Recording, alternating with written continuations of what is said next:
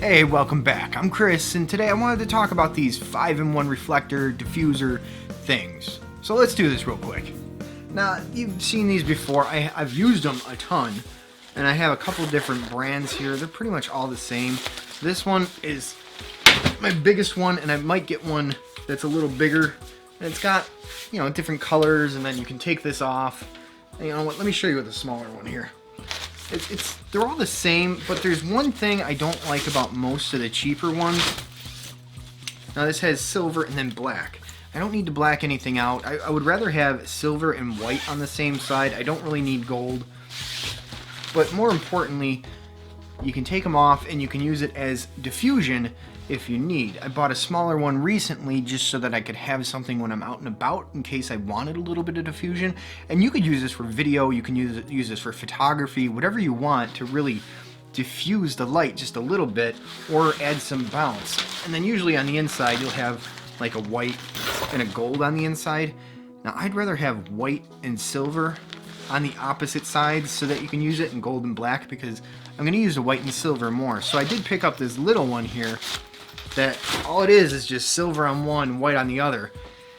And they all feel about the same quality. I mean, you could get really expensive with these things, and the difference with the more expensive ones is the quality of the material and how it's going to reflect and such like that. But you know what? You can play around with the cheaper ones for now, and you should be able to see that it should be giving me some sort of highlights, or not highlights, but a little bit of reflection underneath here, and it's going to be a little bit softer with the white one under here.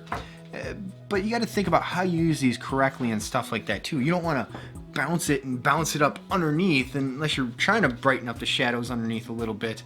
But you got to be careful of how much light you're bouncing. If you're using the silver outside with the sun or something like that, you kind of want to angle this up and have it act like it's another light source. If you do it from below and the light's too intense, it's going to be like you have a big bright light right underneath yourself. And you ever do that thing with the flashlight and it's like, ooh, horror story, oh, it's a love story thing? That's what's going to happen with your photos if you use this thing incorrectly. So make sure whoever's operating this, you kind of direct them on how they should use it, and you kind of want to mimic another light source. That's kind of the whole point of this thing when you're using it for fill. You want it to mimic another light source, and you're not going to put a light down here, especially a very bright harsh light or anything like that. If anything, you're gonna have just a little bit of filling in the shadows, but you can fill in the shadows from right here just the same. Anyways, my point was I wanted this one, which was white and silver, so that when I do want to add just a little bit of fill, I have the option right away. I don't have to take this apart, flip it around, and monkey with all that stuff. But then that's also why I wanted this as well, so that I could have the option for diffusion. But man, on Amazon I could not find one that's like two of these together, and I know they make it, and I know they make it more expensive out there, so I might just make my own little pack here and get it all in one. Anyways, I'm rambling. The point is, these things are cheap. It's an indispensable photography tool where you get a couple different things out of it. I have no problem with these things. I love them, but it was getting a little bit of a hassle trying to use this big one for doing small work. Just wasn't going to happen. Now they have bigger ones than this that are more rectangular that you can use for backdrops.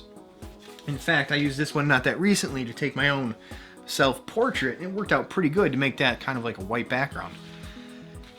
Anyways, again, this is going to be a short video. I'm making it longer than it needs to be, so I'm rambling too much. I think I'll see you on the next one.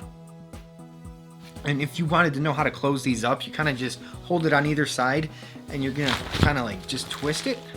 Just get this little twisting motion, and it twists all together.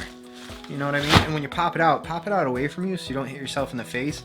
But it's just this little bit of a twisting motion, and it all goes right back to where it should be. And that's the nice thing about these, and why I wanted some smaller ones, because this can go in my photo bag. It can clip on the outside of my photo bag, clip it to a carabiner on your belt or something like that. And well, you got a little bit of diffusion, especially if you're taking portraits outside, and sometimes you don't have help. So having these smaller ones, whoever you're taking a photo of, if you're doing like a headshot, they could easily hold this themselves, or you could hold it with the camera. You can get creative, but again, you just kind of fold it all in, and it fits right in there.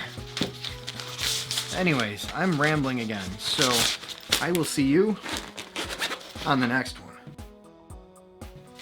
This big one's just the same. You just, it's no different. And fold it all inside itself. And if you want, you know, I'll put my affiliate links in the descriptions for all of these. These are the ones I've been using.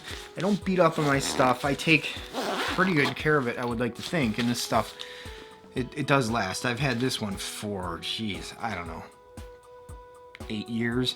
These, not too long, just a little bit, because I wanted to play with some smaller ones. But take care of your stuff and you'll be okay. Anyways, links in the description. I'll see you on the next one.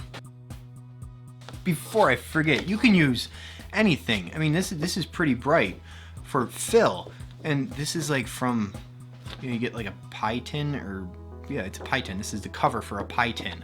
We didn't use it, and I'm like, I'll absolutely take this. I can easily use this for fill. And then, you know, there's the good old foam core board and such. You can use it just as big as it is now, or you can cut it up and, you know, make it fit your photo bag. I'm gonna do that as well.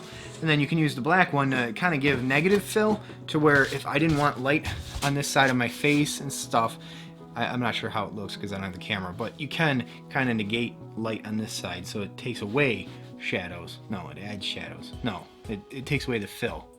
I don't know what I'm talking about. I'll see you on the next one. I gotta stop rambling.